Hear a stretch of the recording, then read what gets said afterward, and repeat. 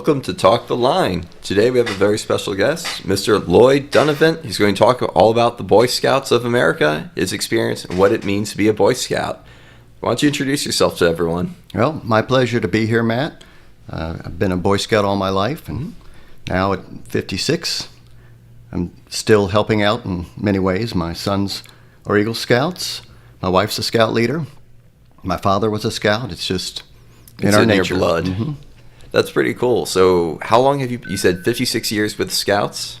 Well, I'm 56. You're 56. Okay. So, about 48 years with the Scouts. Wow. Well, you look young enough you wouldn't be offended by my asking how old you are. I don't think it's a bad thing to say you're old. There's a lot of good things about being old. Well, getting old sure beats the alternative. Absolutely. And let's talk about Scouts. How did you first get into it? When you were, 6 years old? Well, you couldn't be a Scout that young then, but at 8, I became a Scout when they started a Cub Pack at my school. My brother had been a Scout at our church, and the Scout unit had a log cabin, and we'd wait outside for him to come out, and there was a fire in the fireplace, and everyone running around with their uniforms and Smokey the Bear hats, and I thought that was really cool, so I wanted to do it. Well, I can see how that'd be cool when you're 8 years old, Mm-hmm. but you've stuck with it your entire life. So what made you stick with it from then on? No, it's life-changing. Scouts when you tie that in with family and faith, that's how you build character. That's how you build self-confidence, independence. You can tell somebody who's been in scouting. There's a difference. Okay, I'd like to hear more about that. How does it build character? And by the way, again, this is a challenge question because I've met a lot of Scouts, all great people, go above and beyond. So what is it about Scouts that does build that character? Well, first, it doesn't take with every Scout. We have great Scouts and good Scouts and not so good Scouts, but it's tied into everything that they teach in Scouting, and it's the Scout Oath and Law. And we recite all the time. Every Scout, no matter how long they've been in or how short their duration was, they can recite Scout is trustworthy, loyal, helpful, friendly, courteous, kind, obedient, cheerful, thrifty, brave, clean, and reverent. We live by that. We try. We all digress from time to time, but right from Cub Scouts, you start with do your best. That's what we're taught as a Cub Scout. Imagine if every person lived up to their best. That would be awesome. Yeah, your best and my best are different. Yours, I'm sure, is much higher than mine. But if we all live up to our best. I'm just saying, if I'm a criminal defense lawyer, if everyone lived up to their best, I'd be out of business. Great for America. But we'd just make you a judge. Oh, God forbid. We're 30 or 40 years away from anything like that happening. Well, that's pretty cool. Now, what a lot of people imagine, Scouts, what they think of is boys going off in the woods, learning how to camp, how to build fires, stuff like that. But obviously, it's more than that. But that is a component. So where does the I won't want to say called urban legend, the stereotype and the public image overlap and intersect or just get wrong with the reality? It's a pretty true stereotype. Our founder, Baden-Powell, basically said we trick young people into learning about morals by letting them have a lot of fun in the outdoors. And that's what it's about. You go out there. So you're saying it's a scam? It is a scam for the betterment of society. So, but you learn a lot when you're out camping, and you have to rely on yourself, and you have to rely on your friends. And if you forget something, then you have to figure out how to make do without it, even if it's your food. So you learn a lot doing that. You become very independent and very self-reliant, and then also speaking in public and working with people in leadership, that's an important part of that as well. And it builds a lot of strength in that area when you're growing up. Scouting allows you to make mistakes safely so you can learn from them and build on that to be a more successful person. That's awesome. Now, I do have to ask, forgetting food, was that based on an actual event that happened? Oh, it happens all the time. All the time? People forget food? New kids, they forget that or a particular meal, and sometimes they'll complain because their mother didn't pack something, and they have to understand that their mother's not responsible for packing anything. My big mistake was bringing a cooler that was not animal safe, and so some animals got in it and ate all my food. And yikes! Yeah, so I had a better Bears, cooler. raccoons, did you ever figure out? I don't know what it was. It didn't eat me, so I'm okay. That's pretty cool. Well, how much of scouting is camping versus other activities? Well, in Cub Scouting, the camping is not as much, 2 or 3 times a year maybe. Boy Scouting, it's once a month in that range. And then you do your high adventures during the summer. Go out to Philmont in New Mexico, which is a huge 130,000 acre ranch that, frankly, God said, I want to create something that young people will go crazy about, and that's Philmont. And it even has a bomber that crashed there that you can, when you're hiking, you can stop and check it out. There's Kit Carson had his trading post there. There's a T-Rex footprint, I think the only one that's documented in the United States. All kinds of petroglyphs and just everything you'd want out there, wildlife and fishing, and it's just magnificent. And then we have other bases. We have Northern Tier where you canoe. We have the Florida Sea Base, obviously down in the Keys in Florida. And pretty good real estate. Yeah, very good real estate, and open to every scout in the world, actually. So that is awesome. Mm-hmm. Now, I remember when I first was exposed to scouts, I was never officially a member, but next door was John Curtis, who's now in Congress. He moved to Utah, did pretty well there, but he led the Cub Scout troop through the Mormon Tabernacle, and they invited me for many of their activities. And again, very young age, maybe about 5 years old, we were just, playing arts and crafts, stuff like that. Never did the camping or anything like that. So what is the progression like all the way from starting out as a Cub Scout to Eagle Scout? Well, now Cub Scouting starts with Lion Scouts in kindergarten, and you go from lions to tigers, to wolves, to bears, to Webelow, which means We'll Be Loyal Scouts, and that's a 2-year program, 9 and 10, and that's where you do most of the camping in Cub Scouts. At 11, you can become a Boy Scout. At 14, you can continue with Boy Scouting, but also you can become a Venture Scout, which is more high adventure and is also co-ed. And then there's Exploring, which also starts at 14. Exploring and Venturing are 14 through 21. And Exploring is more about careers. One of my daughters was a venturer and an explorer and did the Engineering Explorer post at VCU. She went on and went to Virginia Tech as an engineering student and loved it until she decided she wanted to be a lawyer. So now she's in law school. My condolences. I'm sorry to hear things broke that way. Well, maybe if she'd had a law post to go to, well, she would have changed her mind. No, she's loving it. It's going to be we're very proud of her. And I know the penultimate, though, for Scouts, for Boy Scouts anyway, is Eagle Scout. Yes. I love when I'm in court, have to just, put on mitigation, plea bargain, say the person's an Eagle Scout. I don't need to explain it. Everyone just knows what that means. And even if they don't understand it, they know it's something good, something respectable about character. Can you illuminate what it means to be an Eagle Scout and what it takes to accomplish that? Well, you're correct. It does have a really high cachet that people do understand that it's something that a young person has worked towards and that it means something. You've had to stick with it. And that's the biggest part of it. It takes years and you have to stick with it. There are a lot of aspects to it.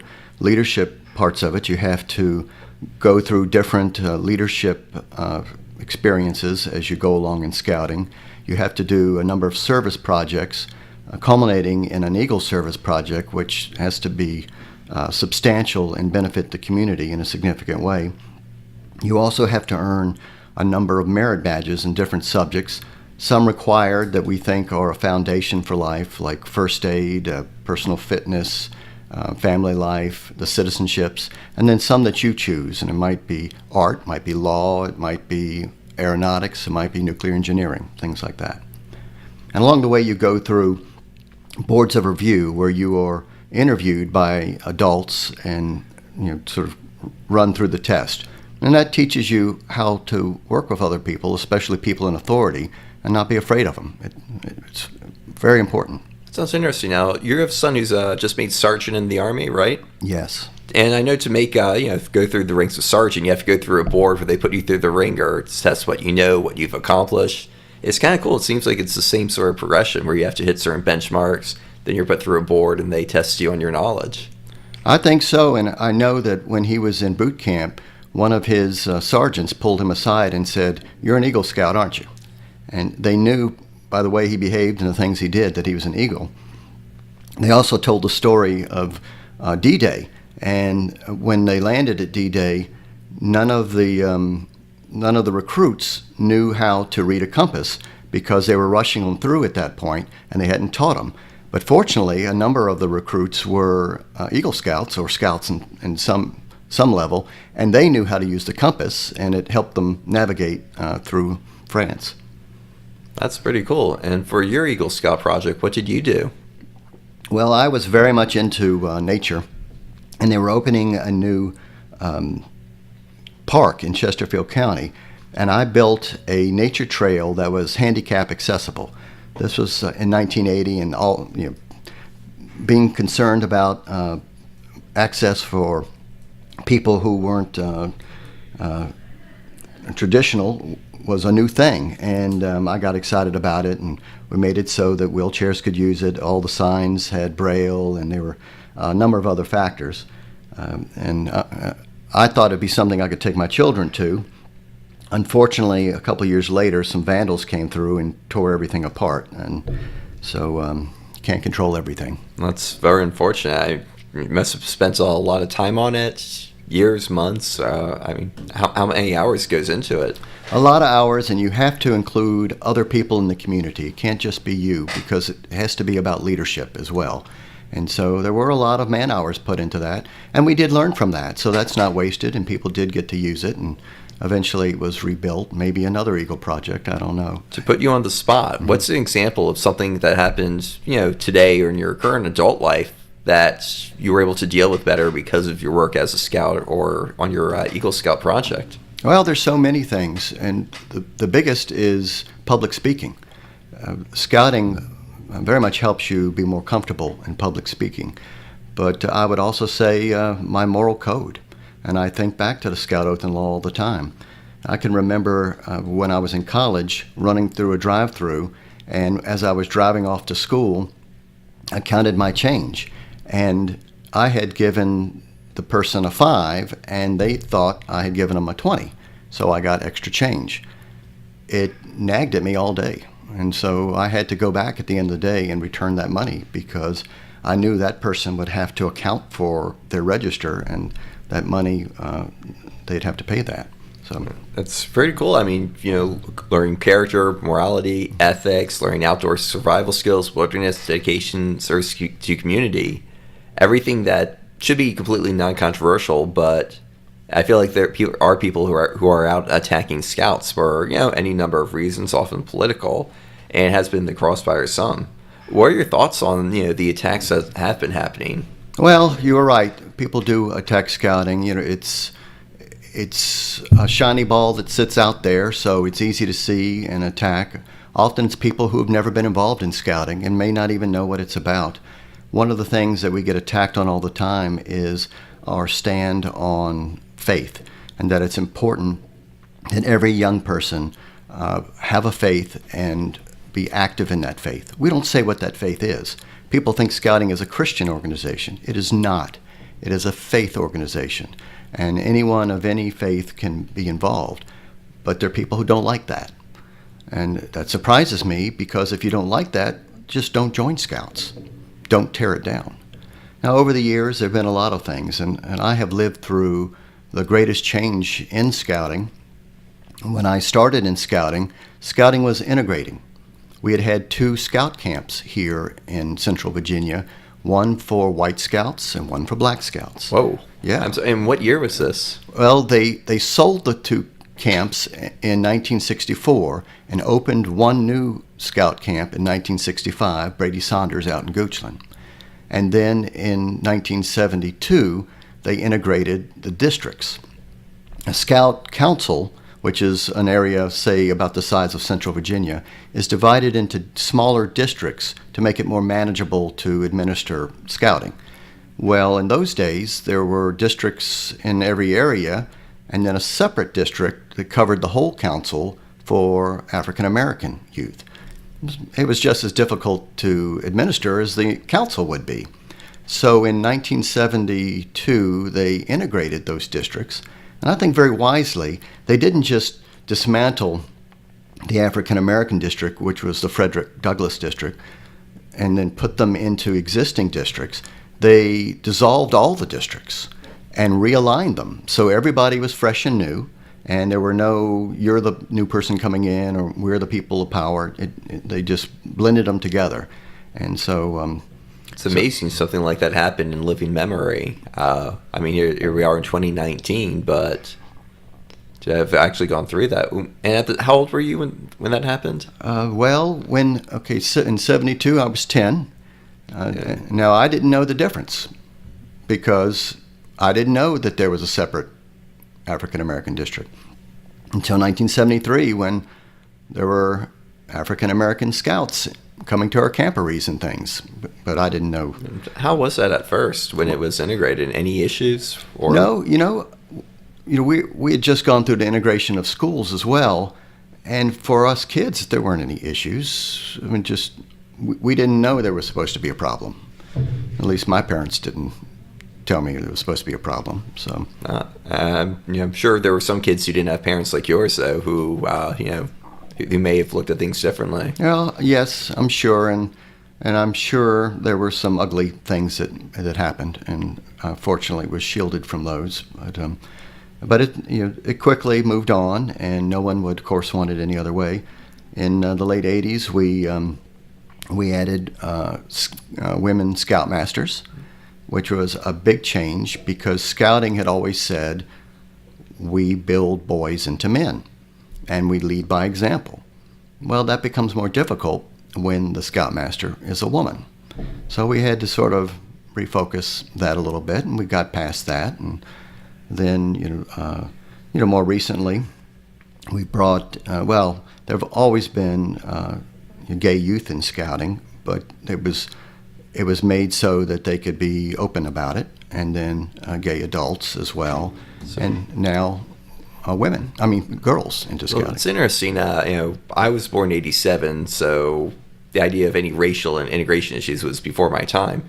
I do remember when it came out about whether or not there should be gay scoutmasters, and the way that was brought to my attention was through the immortal comic strip or the cartoon South Park, which did an entire episode about that.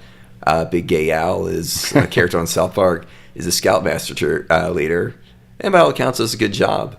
I guess how long has that policy been revoked, though? Well, that's a great question, Matt, because it actually was no policy until I think the early '80s, maybe the late '70s. And at one meeting, a national meeting, something was just passed that said we cannot have homosexual youth or leaders. I never knew there was that rule, and I had recruited onto the district committee, which is the governing body, men that I knew were homosexual. I didn't know I was breaking any rules, but then it came to a head when they wanted to change it, and that's when I knew what the rule was at that time. So that was just about six or 7 years ago, and went to the national meeting, and there was a vote on it. And the beautiful thing was that we walked in there, and people were arguing and disagreeing on that. The vote was taken, and everyone walked out unified. That's Scouts, awesome. It was a decision was made, and we're moving forward. So, I mean, there are some people, of course, who stepped aside, and it's just something that they weren't comfortable with, and I can understand that. My biggest concern at the time was that we might lose some of our charter partners. Those are the organizations that sponsor the individual scout units. I thought some of them might not be prepared for that. Some different religious organizations, and some weren't. And we did lose some, and we're still rebuilding from that. But it is what it is. And I guess the last big change you alluded to earlier is now did they change it from Boy Scouts to just Scouts, and now women are involved? Well, and that's a little bit confusing. It has been opened up to female youth. We've had female young people in scouting since the early 70s through the Explorer program and then the Venture program. Those are the 14 to 21-year-olds. But last fall, we opened up separate Cub Scout dens for young girls, elementary school age girls, to be in scouting. And then just a few weeks ago, we opened up Boy Scout units, separate Boy Scout units for young women, middle school to high school age, and to have Scout units. So that's new. And the main reason for doing it is that society has changed. Families want to do things together. And a lot of families were complaining that they wanted something that they could take the boys and the girls to, and if they were taking just their boys, their girls were left out, and they had to explain that, and the Girl Scout unit may be somewhere else, or whatever they were going to do. So that's interesting. Now I understand that Girl Scouts was very hostile to Boy Scouts of America. Now having women more involved. What's that? I always thought it was a brother-sister organization. Yeah, that's my understanding too. That they were very hostile, and I read a letter from their national president, which was actually pretty insulting. And they were hostile back in the late 70s when we first considered opening up scouting to young ladies. And I can understand that. It's scary. And when you think about it, a girl is more likely to be a Boy Scout than a boy is likely to be a Girl Scout. And so they're sort of disadvantaged in that. But we haven't seen any harm done to Girl Scouting. There are some other more conservative youth girl organizations who have taken a harder hit. Those girls have moved over to Boy Scouting in many cases. So I think the Girl Scouts are going to be okay. They're reaching a different group of young ladies. It seems like Girl Scouts has been more politically involved than Boy Scouts America. It seems like BSA have tried to avoid the political fray, while Girl Scouts America has been much more proactive and more friendly. Again, I don't want to make things political here, but more, some people would say progressive, friendly to the left, however people want to phrase it.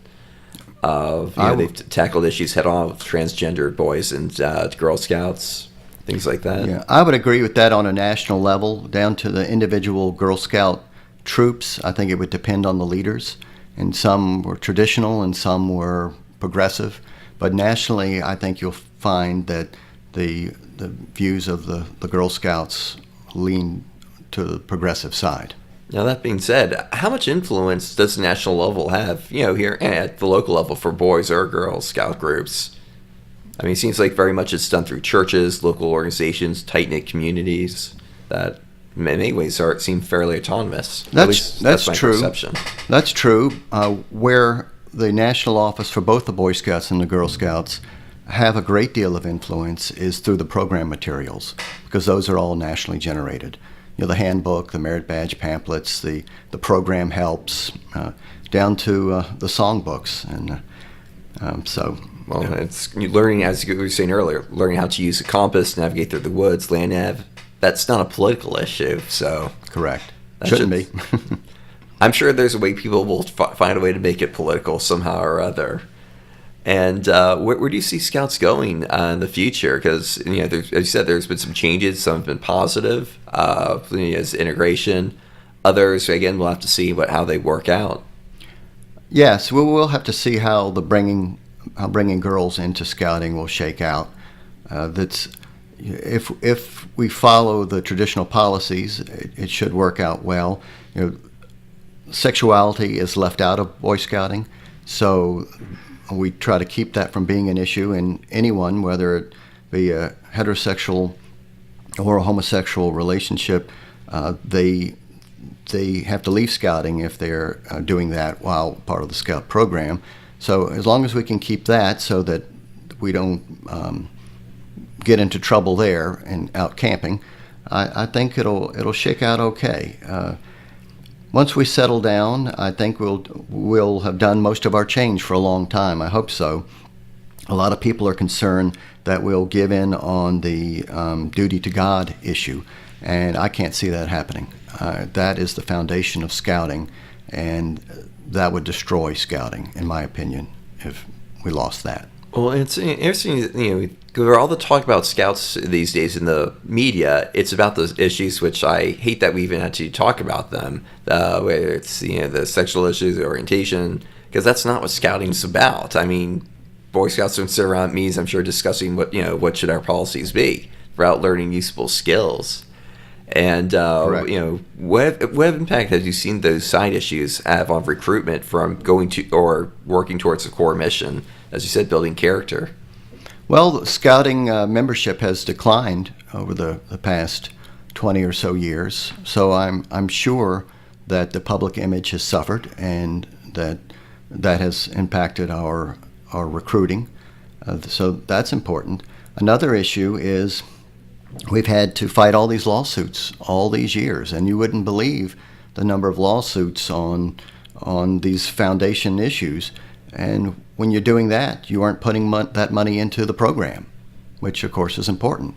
So money is not going to the kids who could benefit from it. It's going to the legal fight and to these groups that are trying to dismantle scouting. That's ridiculous. I mean, it's an American institution, part of, past over 100 years, learning, good values. And it boggles my mind that people want to tear it down. If you don't like it, don't do it. Right. Or start your own group. Absolutely. Right. Now, I understand where people say, okay, but what about where there's usage of the public space? Yeah, First Amendment issues to that. Well, and I can understand that too, and that's debatable. But public space, it doesn't mean people can't use it who aren't non-political or non-religious. It just means you have to be fair about it. But scouting has pulled away from that. Now, we even bought our own reservation in West Virginia to hold our national and world jamborees, instead of using the Army bases that we used to use. So if that's the issue, we're going to make that a non-issue. Well, it's a shame, though, because that, having to spend money to purchase land is, again, money that could have been spent on local programs, activities, camping gear, you name it. I walked into that situation agreeing with you, because I staffed the National Jamborees, and I was very upset about that, though the money was raised specifically for the purpose. But when I drove on to the Bechtel Scout Reservation in West Virginia, I was blown away. It's about 10,000 acres, and then attached to it, I think, a couple 100,000 acres of national park. So it's wooded all around. The New River goes through there, and it's designed to be an active nature, outdoor excitement type of program. And we couldn't quite do that on the military bases because we had to work within the natural constraints there. So well, on the military basis, you meander off the wrong way in the woods, you might find yourself on the firing range or somewhere you shouldn't be. Well, 2 scouts from our troop did start tanks at Fort A.P. Hill. They started tanks. Yeah, one was my son, I have to admit. I won't say which one, since one's in the Army now, and they could probably still get retribution. I feel like there's a really good story to this. Well, not that good. They just looked down, they would put kids in there, and there's a little button, and they'd push it, and it started. And, okay. Yeah. It didn't go anywhere, but... Oh, that's too bad. Yeah. Well, I know there's been some about news stories in Richmond lately about a tank going to the city or a armored vehicle. Yes, that man was not a scout, but he did get further than our boys did. So, all right, yeah, we've talked a lot about scout policy nationwide, what scouts do in general. What about the local chapters, or maybe chapter's not the right word? Scout Council. Scout Council. How's it built for the Richmond area, Henrico, for people interested in joining or learning more? Well, the local council is the Heart of Virginia Council. It's based out of Richmond and covers about 21 counties in central Virginia. Within that, right here, we're in Cardinal District. Cardinal is most of Henrico, most of all of Goochland, and most of Hanover County. And what that group does, the district, they do the training for the leaders, they do the camporees, they do the recruiting and the fundraising and that kind of thing. But and starting new units. So we're a scout-rich area. There are units, all scout units are packs and troops and crews and posts. And they're all over the area here, and mostly sponsored by religious organizations, but some, like the Elks Club sponsors one, and a few things like that. So that's what we have here locally. We have our 600-acre camp in Goochland, which has a Boy Scout camp and a Cub Scout camp with a pirate ship and Wild West Fort and a castle and all kinds of cool stuff. That sounds like fun, not just for kids. It is fun. I go out there all the time. I love it. And then we have a 600-acre more rustic camp on Lake Chesden down in Chesterfield County in Ettrick. And then we have about a 150-acre camp out at Bugs Island, which is extremely rustic, meaning there are a few trench latrines and I think 2 different water faucets that you can use, and it's just very primitive camping out there. Well, maybe not that last one, but it sounds like for recruitment, show pictures of the other ones. Hey, this is what scouting's about. Absolutely. I mean, the way, I want to say it's going to be as nice as all-inclusive resort in Jamaica, but show, hey, this is what we have to offer. Well, another Scout Council did have a camp in Jamaica. It was Jamaica, Virginia. Oh. So a lot of mosquitoes, but it was beautiful. It was a beautiful camp. It's gone now.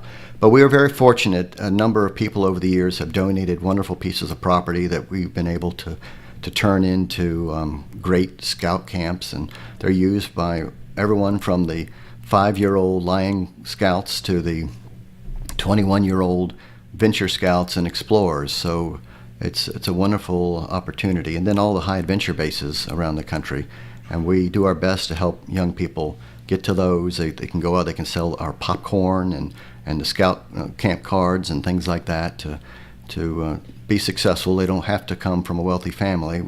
There are ways for them to be able to do all these things. Now, how does the sponsorship program work? What does it mean to sponsor a club or troop? Well, in Scouting, it's a little different. We call them charter partners, and they actually own their Scout unit. For other types of groups, and I know for the Girl Scouts, it's a little different. They actually do sponsor, and you just provide the space. But if a church is a charter partner, for example, they control that unit, not in a way that they're telling them what to do and that kind of thing, but they choose the leadership. They do provide space. They may, if they wish, provide some funding. Some do, some don't. They usually have a Scout Sunday if it's a religious organization, or Scout Sabbath, and where all the Scouts come, even if they're from other churches, so that they can thank the sponsor and meet the people of the religious organization. And the pastor or the representative of the church is involved and comes to the committee meetings and helps with the religious awards and things like that. So it is a partnership, and the power and authority is in the charter partner and not within the Boy Scouts of America. Okay, that's cool. And you mentioned selling popcorn.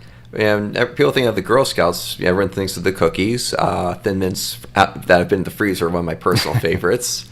But you mentioned selling popcorn. Do Boy Scouts do a lot of their own fundraisers or have ways to generate funds for their troop? We're not as fortunate as the Girl Scouts with the great cookie sale that they have. But we do a nice job, and usually in the fall, with our council, it's in the fall. The national program provides a popcorn sale, and then we tie into that peanuts as well. And so we sell them in time for the holidays, so you can get them back. And we have all these different, from the microwave popcorn to caramel corn to chocolate peanuts and regular, just all that stuff. And the boys go out, and now the girls, and they can do a door-to-door, or they can go in front of a store, and they will sell the product. And it's a third. The council gets a third to help support the council. The Scout and the Scouts unit get a third, and then the last third is what we have to pay for the product that we've purchased. So that Scout has, for every $10, has $3.33 that will go into his or her Scout account that can be used for camping or uniforms or to go on a high adventure. So a Scout account, does each Scout get his now her own account within the troop? Or It's however a troop sets it up in a Cub pack, and some of them, they use some of it to pay some of the costs, especially in Cub Scouting. They do so many wonderful things just at every pack meeting that they use some of that money, but they often set up little accounts, just sort of sub accounts within the pack's main account, and they keep track of how much the child raises and allow them to use it for day camps or Webelos weekends and whatever it might be. Now, I'm just thinking about the money and the costs associated with scouting, the uniforms, materials like that. Not everyone's lucky enough to be able to afford it on their own. Does that also go to support those who are indigent or who otherwise for financial reasons couldn't be a part? Yes, absolutely. They can raise some of their own money through the popcorn and then the camp card sales. And we have something called Scout Reach, which is a program to help young people who are of low financial means in the city and then in the rural areas. And they provide uniforms, and we even pay for some program assistants to come and help with the scout meetings, because sometimes those scout units don't have enough leaders because they're often single-parent families who are working and can't take the time to come to the meetings. Then we have benefactors as well. In fact, we have a young man who, Beck Garnett is his name. He is the nation's #1 popcorn seller and was just recognized at some big ceremony in Florida for that. Beck sells, I don't know, $50,000, $60,000, $70,000 worth of popcorn. I can't remember the exact amount. And of course, a third of that's his. He gives that third every year to inner city youth, to scouting units, to help them grow their scouting and have an opportunity to be successful. And then he teaches them how to sell popcorn so they aren't dependent on him. And so we have some good people in scouting. That's impressive. At the same time, I'm trying to get a picture in my head of what $70,000 worth of popcorn looks like. Fully popped, of course. It would fill this room and then spill over. And that's some pretty impressive numbers. And it's as you're describing Scouts, everything has to offer. Offers ties to the community, adult supervision of kids who otherwise would be unsupervised, learning skills, good character, like that. Teaching them to be entrepreneurial minded, I guess, going out selling stuff. I mean, a lot of people are saying, what's wrong in their communities? Why aren't kids doing certain things? There's a program, it sounds like, that already exists. Why don't more people join Scouts? I wish I knew. They'd make me president of the BSA if I knew that answer. But I think there's so many things to do these days, and not everybody can do everything. Well, I hate to think that if kids are going home just playing video games or misbehaving things that they shouldn't be doing, or just completely unsupervised, when there's already, rather than government spending more on the after-school programs, there's already programs that exist in the community that's definitely do a lot better than anything the government would be doing.